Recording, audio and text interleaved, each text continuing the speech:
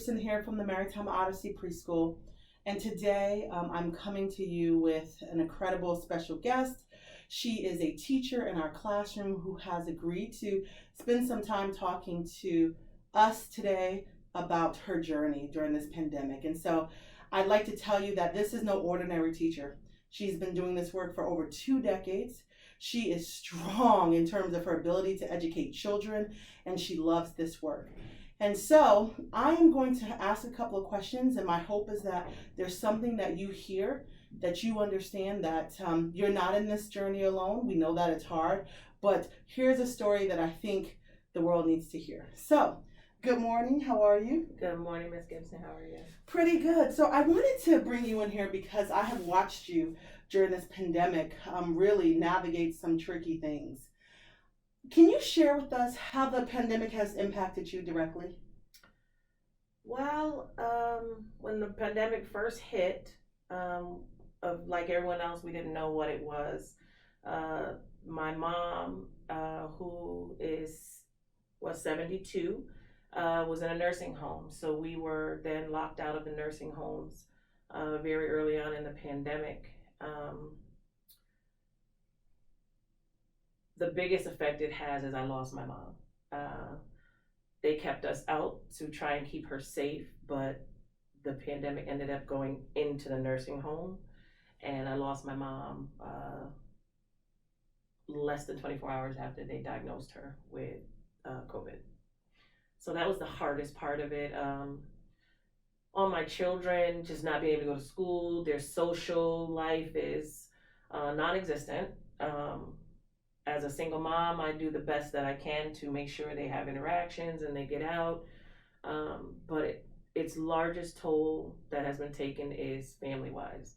We lost the pillar of our family. My mother was 72 years old and vibrant. And the hardest part of losing her is once you enter into the hospital, you no longer can see your loved ones. So I was blessed enough to have her hear my last words and me hers, that I love her. And she was able to return the same words to me while struggling to breathe. And maybe 6 hours after that, she passed away. So that was the hardest. And now I have become the pillar of the family, and it's a big pair of shoes to fill, but it's taken a toll on the family. That's the hardest part of it right now. Well, so I know I've said this before. I'm so sorry about your loss. Having lost my mother a few years ago, mamas is tough to lose, yes, right? Yeah.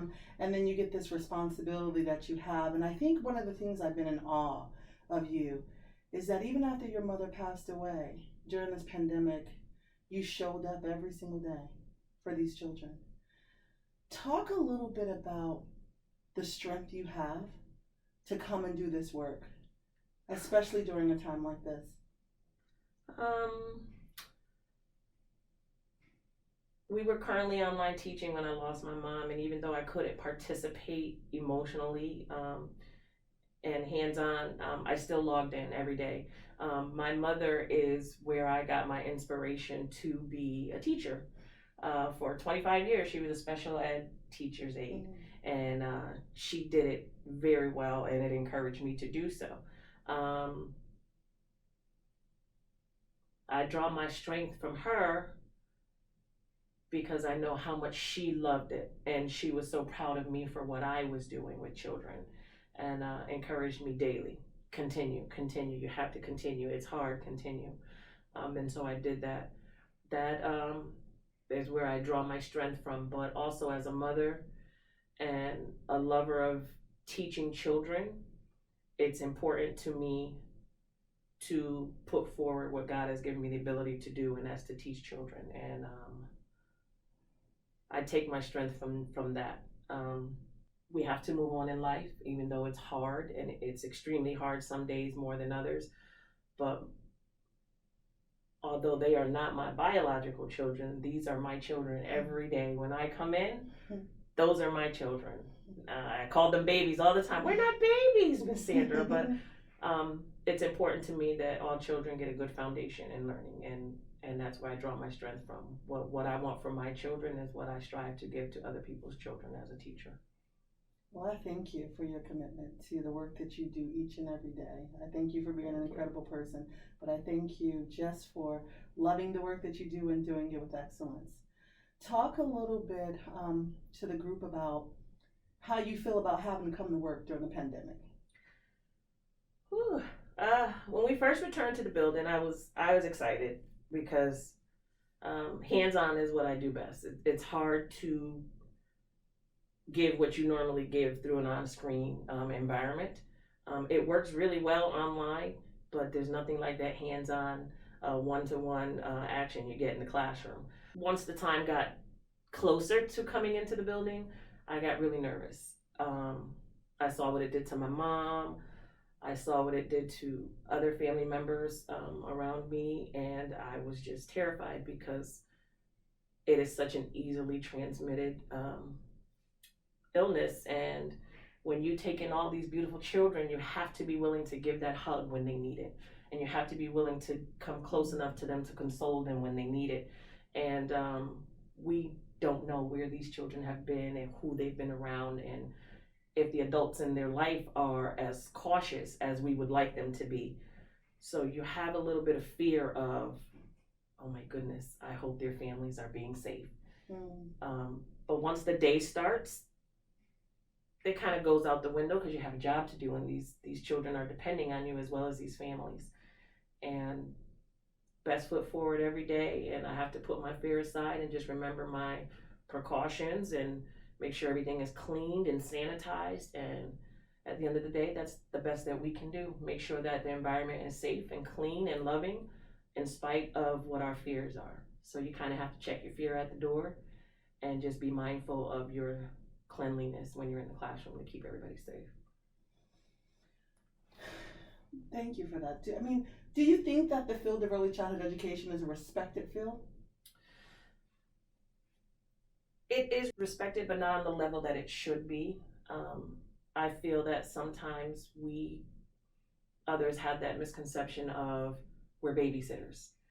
We are far from babysitters. We are educators. Let them know. Let them know. We are educators. It's not babysitting. Okay. We're sometimes moms. We're sometimes that loving person that children don't have at home. We are their first introduction to education sometimes. We are their exposure to things in life that they may not have seen or been exposed to before. We do a lot more than babysit. We educate. All right now. And we push them to do their very best. And when they leave us, our hope is that they leave us at a higher level than when they came in. And we don't only educate the children, we educate the parents as well. And we support them emotionally, educationally, and with tools that they may need to help encourage their children at home. So we do a lot more than babysit. We're not babysitters, my friends. So I think I have one or two more questions. I appreciate you meeting with me today. I guess one question I would have is if you had advice for a teacher first about how to, one, not give up on this field. Because there's some folks who just want to give up. They think it's not worth it. They are exhausted. They feel beaten, battered by this profession, especially during this time. What might you say to a teacher right now? Well, I would have to first say that as preschool teachers, we are aware that we are not paid as we should be. We should be valued more. And you can't always be in the game for what you're getting from it financially. You have to be in the game for what you have to offer to children and families. And your love, if it is a genuine love for children and education of children and helping families, some days you just have to take a minute for yourself to regroup and get back in the game. Your heart has to be in it. And don't give up, because as teachers, if we give up on our children, there are no guarantees that there's going to be someone that comes behind us to give them the same love and effort that we give them. So if you have teaching in your heart, you hold on to that and you pray on that and you draw your strength from wherever you need to draw it from. But your love for children and education has to win. Awesome. Final question. What is your advice to directors trying to manage these programs? What are things that directors can do better? What are things that maybe those in leadership roles who supervise teachers need to be aware of and could take advice on during this pandemic? What are some things that we and or the people who work underneath us to help supervise each teacher should do and be aware of during this time? And I'm going to take notes because I just want to make sure I get it right. Gotcha. I appreciate that. Most importantly, just listen to your staff. Give them that moment to share their concern, their fear. This pandemic is crucial, and it is deteriorating our hopes and dreams and just ever getting back to regular life. So just listen to your staff. Even if it's not work related, they may have something heavy on their heart and they're trying to put it aside, and they may have that fear still in their heart. Listen to your staff. As Ms. Gibson is already doing, do whatever precautions you can take to make sure that the environments are safe. Make sure that your staff is following the policies and rules when it comes to maintaining I pay her safety. to say that, y'all. I pay her to say that. No, I'm just kidding. Make sure they're following the rules. I don't want to get sick. Other staff doesn't want to get sick. And just make sure you hold your staff accountable for their behavior. If they're not showing safe behavior, then everyone else is at risk as well. For directors and management, just remember that we are on the front lines as well.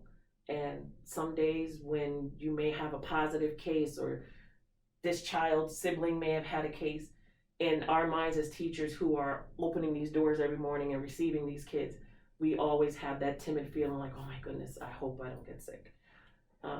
Respect the fear. And it goes both ways as well. Staff has to remember that management does their best to make sure that we are safe. If we don't do our part as teachers and follow the rules, then what management puts in place to help keep us safe and healthy is not going to be effective. We all have to do it together. Wow. I appreciate you. And that was very powerful what you said. Thank you for that. Respect the fear, because the fear is real. So I thank you for taking the time. I do hope that you sharing what you shared today will inspire a teacher, will inspire a director. I thank you for being a daily inspiration for me. Y'all, sometimes she comes in and just leaves notes for me on my desk. And I appreciate you willing to put yourself out there so that we can possibly help others. So thank you. And I will take this back to the larger team about some things that we need to do. But thank you. And I appreciate all that you did. Thank you so much. So have a fabulous day, y'all. I told you she was fabulous. Big shout out to Miss Sandra, who is great at what she does, and I'm very blessed to have her. So hope that helped y'all today. Take care. We'll be back soon.